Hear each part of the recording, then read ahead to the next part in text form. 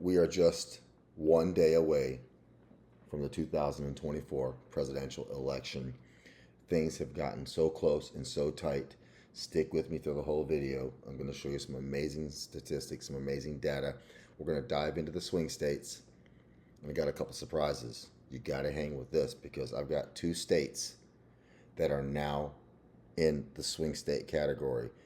Unbelievable. So hang with me. We're going to go and start election night 2024. I'm going to take you state by state as these polls close. We're going to have some very detailed information for you. So just to get started, Georgia, Indiana, Kentucky, South Carolina, Virginia, and Vermont all close at 7 o'clock. Let's go right there right now. 60 electoral college votes up for grabs. Georgia at the 7 p.m. close will be too close to call. Indiana at the 7 p.m. close, and their 11 electoral college votes will be an easy call. It will go Donald J. Trump. The networks will probably call this race within the first 5 minutes after the polls close in Indiana. Kentucky will be the same, 8 electoral college votes for the former 45th president of the United States. And Donald J. Trump is off to a 19-0 electoral college vote lead. We'll go to South Carolina. That will also be a very easy call. Very red. So Indiana, Kentucky, South Carolina will be called within the first 5 or 10 minutes after those polls close. The network's not going to wait around and waste your time on that. Those are easy calls.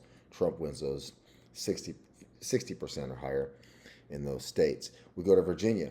Virginia's interesting. Virginia, before Biden pulled out, was very even, actually. One poll had it as a tie. The other polls had it about 3%. As soon as Vice President Kamala Harris was handed the reins and Biden was forced to step aside, once that happened, the base came back. Kamala Harris reinvigorated the Democratic base in Virginia. And also remember, too, you got Fairfax County. There's hundreds of thousands of government workers in that county.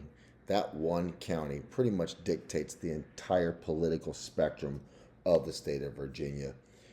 Virginia will go to the Vice President Kamala Harris, and she gets on the board for the very first time. 28-13. Let's go down now to another state that's going to be closing. That's an easy call. That is Vermont. Vermont is very, very blue. Kamala Harris will get those 3 electoral college votes, run her total up to 17. Let's go to the 7:30 p.m. closing. You have North Carolina on the agenda, you have West Virginia, and you have the state of Ohio. Let's go with the easy calls. Let's go with West Virginia. Very dark red. That state's going to go 65% or better for the former President Donald Trump. But a more important election taking place in that state. It's the Senate seat that's up for grabs. You had Democrat Joe Manchin, a very respected long-term Democrat senator in a very red state. He is really come into conflict with his own party over the last couple of years, and he just does not kind of, according to him, their morals don't line up. Their beliefs don't line up anymore. It's not the Democrat Party that he knew, 12, 18 years ago. He has distanced himself from the Biden administration and the vice president, and he is now retiring. Former Republican, very, very popular Republican, Jim Justice, was the Republican nominee, and he is going to flip that Senate seat from blue to red. Matter of fact, he's leading by such a large margin, there's not even any polls being taken. He's going to win this thing 65 to 70%. So not only will Donald Trump collect the 4 electoral votes for the presidency, the Republicans are going to flip that from blue to red, almost guaranteeing them at least a 51 to 49 control of the U.S. Senate. And we're going to also touch base. Stick with me because I've got 3 other Senate races you need to be aware of. North Carolina will be way too close to call. That's a tight race, but it's going to be so close. This will not be called till later in the evening. Let's go to Ohio. Ohio used to be a bellwether state. Ohio was going to go to Hillary Clinton in 2016. She was polling up between 5 and 7 points on election morning. She lost that state actually very handily. And then in 2020, President Trump even took a larger portion, took a larger victory lap in Ohio with a greater margin over Biden. That 17 electoral college votes will go to Donald J. Trump, and he is off to a 49-17 electoral college vote lead, with North Carolina being too close to call, and Georgia as well from the 7 p.m. closing. Let's jump to the 8 p.m. poll closings. The largest cache of electoral college votes for the whole evening. There's 171 electoral college votes that are up for grabs. Let's start with Alabama. Alabama's 9 electoral college votes will go for the former president. We're going to jump over to Connecticut. Connecticut will easily go blue. Florida, here again, it's another Ohio. Florida in 2016, Hillary Clinton was leading by 5 percentage points in this poll. This was going to be the state that catapulted the first woman, the first female, into the Oval Office. It was going to crash the glass ceiling. Well, we all know what happened in 2016. President Trump snatched those electoral college votes from Hillary Clinton, winning the state of Florida, winning the election. And then in 2020, he won it by even a larger margin, even though he lost the 2020 presidential election. Those 30 electoral college votes, it's a no-brainer. It's going to go to Donald J. Trump. Delaware is easy blue. Illinois, some interesting dynamics playing in Illinois. Illinois is going to go blue, so let's put it up there. Those 19 electoral college votes are going to go for Kamala Harris, but she's not going to win the state by the 20 points that she should. She's not dominating Illinois. Pretty much Illinois politics are dominated in the Chicago, Cook County. That Cook County and Chicago control the whole political agenda of the state. The black male vote, 22 to 45-year-olds in the city of Chicago in the state of Illinois, is going to keep her from taking a large, long victory lap. She's going to win this, but she's not going to win Illinois by 22%. Just not going to happen. It's a pretty convincing win for her. But again, you need to understand the dynamics. She should win the state easily by 20 plus points, and she's not going to. Let's go over to Maine. Maine, as many of you know, and Nebraska have a very unique system in the way that they allocate their electoral college votes. Maine and Nebraska split their votes, whereas Texas, California, Kansas, Michigan, it's a winner-take-all. The winner of the popular vote takes that whole state's electoral college votes. In Maine and Nebraska, the winner gets a portion, the popular vote winner gets a portion of the electoral college votes. And then in Maine, there's other districts involved here. So when you go to the popular vote in the state of Maine, that's going to be an easy win for Vice President Harris. She'll take that. She will also take District 1. But District 2 is in a fairly conservative part of the state that will go to Donald J. Trump. He'll collect one of the 4 electoral college votes in the state of Maine. So now as we move a little bit further into the 8 p.m. closings, Trump's up about 89 to 49. We move down to Maryland. Maryland is a very, very easy call. Maryland, very red.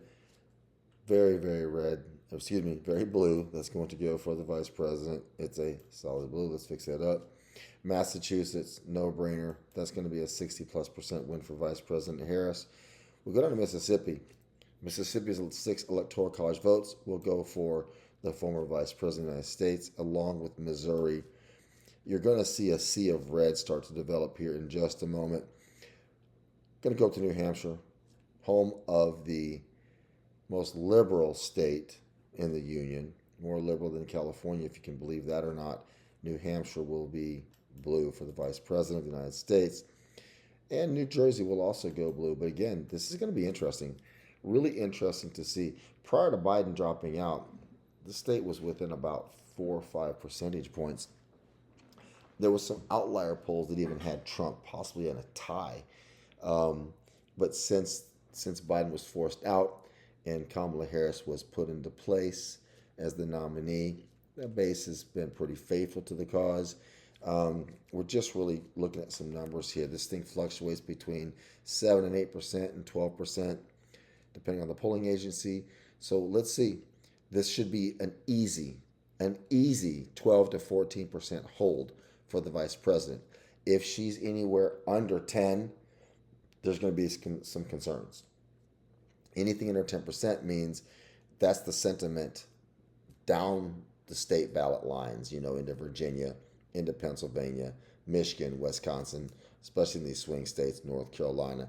She really needs to solidify and hold this thing by between 12 and 15 points. Anything less than that, it could signal some problems for her in some of the other states that will be closer. Let's go to Oklahoma. Oklahoma is a very red. Those 7 electoral college votes are going to Donald J. Trump by a very large margin. Pennsylvania. Pennsylvania is going to be too close to call. Too close to call. We'll touch base on that. I got a couple of great stories to share with you coming out of Pennsylvania. Rhode Island. Rhode Island, very, very, very red. Will be a no-brainer for the vice president of the United States of America. Rhode Island will go very, very blue. Tennessee, 60 plus percentage points will be the margin for the former 45th president of the United States, Donald J. Trump. Those 11 electoral college votes will go for Trump very easily. District of Columbia. District of Columbia, that's going to be very blue. That's blue by like 90%. I think 91% of the registered voters in District of Columbia are Democrats. So that's going to be a very blue win. Iowa, 6 electoral college votes go for Donald Trump, along with Kansas and Louisiana. Trump is off to a really good start here, 154 to 83. At the 9 p.m. poll closing, Michigan will be too close to call. Wisconsin will be too close to call. One of the surprises of the night, we have to talk about this. Minnesota. Minnesota is a blue state, and it's a solid blue state. Minnesota, all of a sudden, has now been moved into the swing state category. Look at this right here. This is not a 7-point lead, an 8-point lead. Matter of fact, it's very close to being within the margin of error. You have got Harris. Rasmussen has Harris up by 3. The Minnesota Post by 3. The Star Tribune by 5. Then you've got this weird outlier poll. We don't know what's going on here, but it's way out of line with the other ones, which is a +8. You take this crazy poll out, and you end up with a 3.5 to 4-point lead. This could get very interesting. We do not see a path for Donald Trump to win Minnesota. There's just nothing he hasn't been to the state to campaign. But those polls tell us a different story. So it is now very close within the margin of error. We'll take Minnesota and move it to the blue column for right now. If Trump were to pull that state out, it would throw the entire night into chaos for Kamala Harris. Going to watch this very close. This race is not going to be called at 9 o'clock. It's not going to be called at 10 o'clock or 11 o'clock. This thing may go past midnight, so that's going to be very interesting. Let's go down to Nebraska. Nebraska with that interesting scenario with the electoral college vote split. Nebraska's popular vote is definitely going to easily be red. That will go to Donald Trump. Excuse me for that. District 1 will also go to Donald Trump, and District 3. District 2 now is going to be solid blue. It's a district in the Omaha area. It's carved out for the Democrats. The legislature drew that district up for the liberals in that area, and it's just not been a very. The Republicans haven't had very much success in that district too, so it will stay red. We're at 158 to 94. New Mexico, blue. But New Mexico is very interesting. New Mexico politics are changing. The Latino vote is not considered a lock for the blue candidates anymore. So you've got a couple of close House races taking place here. It's going to be very interesting to see if Trump can get within 6 points in New Mexico. He should lose this state by 8 to 10. But again, the dynamics of the state are changing, and it's a possibility that this state could move to purple, and possibly even go slightly red within the next 2 to 3 presidential elections. So keep an eye on that. New York is another one to watch. New York should be dark, dark, dark blue. Every Democratic presidential candidate that has won the presidency, going back to Clinton's 2 terms, going back to Obama's 2 terms, and then Biden, has won New York by 25% or more. Kamala Harris is now polling between 15 and 18%. She is struggling in a state that is very, very blue. There are 2 very close House races. New York could determine the balance of power in the United States Congress this year in the House of Representatives. But Vice President Harris is struggling in New York. And here again, the black male vote across the nation. You've got moderate to left-leaning polling agencies. The networks are even coming along with this. She's struggling. The black male vote, 22-year-olds to 45-year-olds, about a quarter of the registered voters, 25%, are leaning in this man's camp right here. When you have 20 to 25% of the black male vote, registered voters in the country that are on the Trump wagon, that could spell some serious trouble, not just for Kamala Harris, but down ballot in some of these close races where House seats are up and Senate seats are up. The balance of power. The black male vote is very powerful in this 2024 presidential election. New York's going to go blue. We think New York's going to go blue, but not by very much. If Trump is anywhere in that 12 to 15, 16% range, spells a lot of trouble for the Democrats on election night. Like I said, if New Jersey and New York don't play out as they have in past elections with the margin of percentage of victory by the Blues, by the Democrats, could cause this really could be a problem for them in Pittsburgh, Michigan, and Wisconsin. North Dakota, no-brainer red. Those 3 electoral college votes each state will go to President Trump. Let's go down to Texas. Again, the Republican Party has been very strong in this state for decades. In 2016, it looked like this thing could flip. Hillary Clinton was in the lead on election day by between 3 and 5 points in Texas. And if you look in the early hours, this is a 9 o'clock closing, 10 o'clock Texas time, 10:30 that night, Hillary Clinton had a lead of 200,000 to 300,000 votes that night. But once these rural counties start coming in, Central Texas, East Texas, the Panhandle, the Llano Estacado, the United States of Texas, as a Texan will truly tell you that's what they call their state, flipped. It stayed red. It did not allow Hillary Clinton to break the glass ceiling. Those electoral college votes went to Donald Trump. He won that state. And even though he lost the election in 2020, he increased his margin over Joe Biden in the Democratic Party in 2020. 2024 is no different. He should win this state by between 750,000 and 1 million vote. He will also carry Ted Cruz across the finish line. The Republican senator, one-term senator from the state of Texas, will beat Colin Allred by probably 3 to 5 percentage points. So Texas will stay red in the presidency and in the Senate seat. Wisconsin will be too close to call. Wyoming will go red.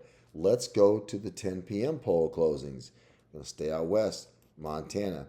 Now, Montana, what an interesting dynamics taking place out there. This is an easy win for President Trump. He's going to win this thing by 15 to 20%. What's the biggest story out there is Democrat Senator, a very respected, very popular Democrat Senator, John Tester, is really in a lot of trouble out here. One of the weird dynamics is that when Joe Biden was in the race, Tester was doing okay, which is kind of the opposite of the rest of the country. As soon as Biden was forced out and Kamala Harris was placed in the nomination slot, the race flipped. Tim Sheehy was down 5, 6 points. Is now up 6 to 8. He has got such a large lead. They're really only polling the state about once every 6 weeks now. This is going to flip. It's another flip for the Republican Party.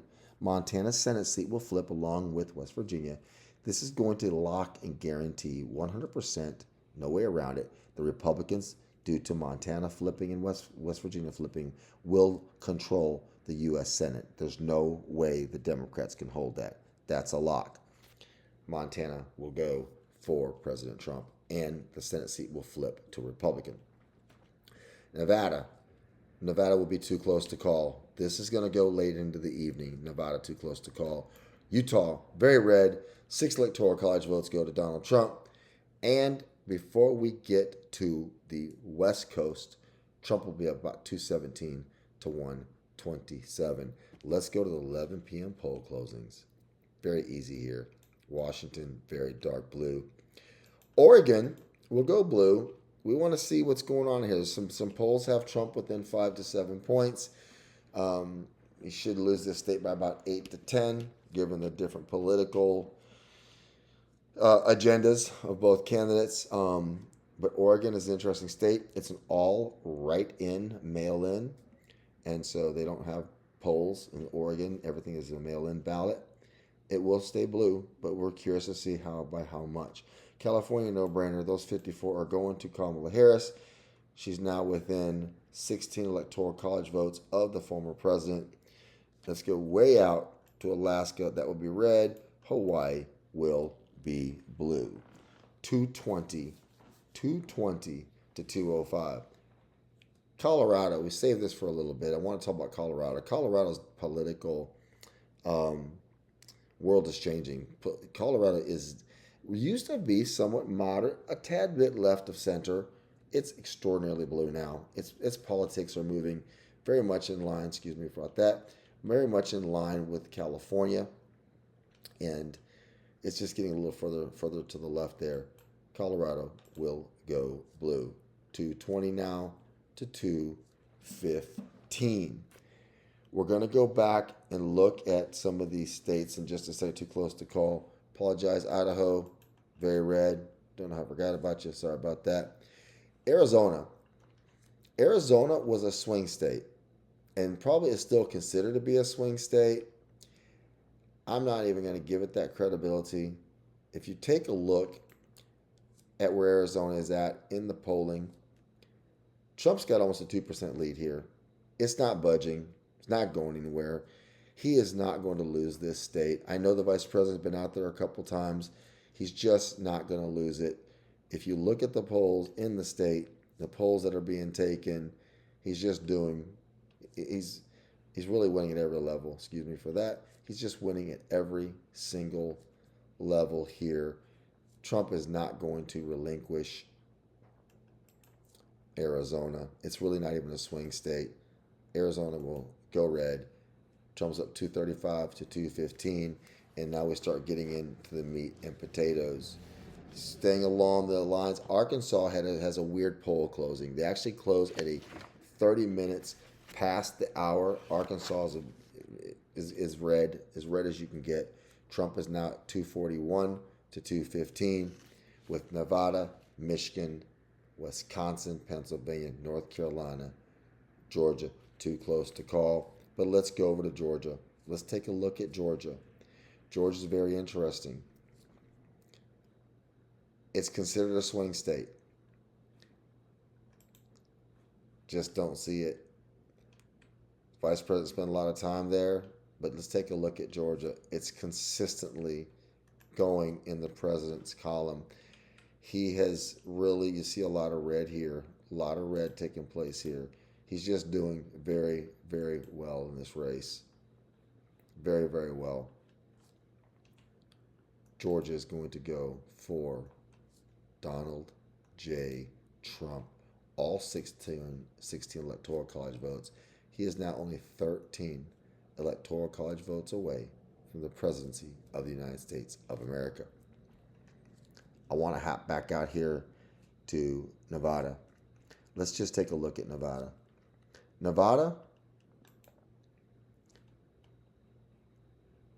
Trump was doing very well, and then you saw the July 21st transition that took place. Harris has maintained a lead, and then they got sort of close within 0.4%. But Vice President Harris has maintained a lead throughout the summer. Getting to the early fall, man, I'm not sure what happened here, but she sank like Titanic. And you can see her numbers. She's struggling. She's struggling in Nevada, like by over a percentage point now. And it's just going to be very difficult for her to, get back into this thing in Nevada. We're going to leave it on the table just temporarily. I just don't see a path for her, but we're going to take a look at one more thing, which will help me decide, and I'm going to go to that right now. Let's look at what 538 and ABC News is saying. Nevada is now gone 53%. Look at this number for President Trump. Trump is now projected to win Nevada. There's a 53% chance. Harris has pretty much led in this odds of winning this state for pretty much most of the time that she's been on the ballot. Trump is now a 53% favorite. Nevada is going to be red at the end of the night. Trump is now only 7 Electoral College votes from the presidency. Let's go and take a look at Wisconsin. How's Wisconsin playing out in all this? Well, Vice President Harris has a very, very slight lead. I want to look at something here. This has been back and forth, but once Biden withdrew, Trump held the lead for just a few days, and then Harris really surged. There was a lot of boots on the ground in Wisconsin. The Harris campaign was working very hard. Something's happened here since about October 2nd. Her message is starting to fade, resonate. And also remember, this is about the time when she started giving some kind of interviews on her own. She didn't really have, we saw her interviews prior to this were very scripted. She knew the questions that were coming. We saw what happened with the 60-minute interview. Now we know that they completely, cut and pasted that whole entire interview.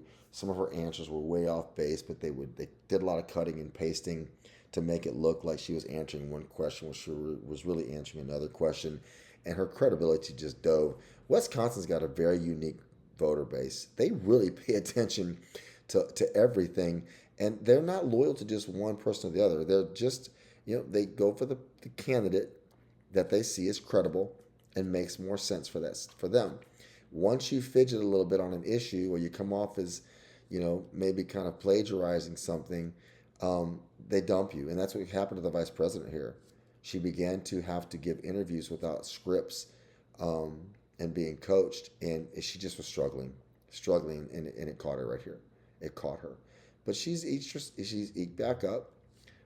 Trump's made a couple of comments about some very highly hot issues, and it maybe cost him a little bit in the poll. So, but I want to show you something else. When you look at what takes place, she's up 0.3, but let's go back to 2016, 2 days prior to the election. Hillary Clinton was up 5.5. She lost. Joe Biden was up 6.5, and he only won by 11,000 votes. So you have to think, if Harris is only up by 0.3, that could be an interesting dynamic. So Wisconsin's still close to call. Let's dive into Michigan. Vice President Harris here, she's done very well since she was handed the nomination. She stayed in the lead most of the summer, throughout the fall, and then she took a little hickey here. Again, if you look at this, is all about the same time as I showed you in the last poll. The graph. She's starting to give interviews here. She's having to kind of, no teleprompter, no notepad, nobody whispering in her ear, giving her instructions on what to say, what not to say. And it really started to affect her. It really did. Her numbers dropped. And you see in all these graphs, all these polls in the swing states, when she had to start kind of speaking on her own, She was embarrassing herself pretty badly, and it's showing the numbers. Trump gets in here, and it's about the same time. He's very polarizing, and so some statements, some comments, some commentary, some of the rallies and in interviews didn't vibe very well with the Michigan voters. So she's jumped back up in the lead again. I want to go to Michigan 2016, 2 days prior to the election. Clinton was up 5 points. Trump beat her.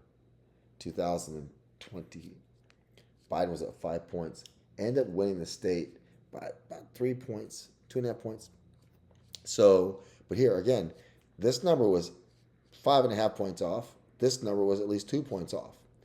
You've got to be concerned if you're the Harris campaign and you're only up by less than a percentage point, 8/10, based on this aggregate poll numbers, okay? You're only up by 8/10. She has to turn out Joe Biden type of record voting numbers, or this could be a fluke.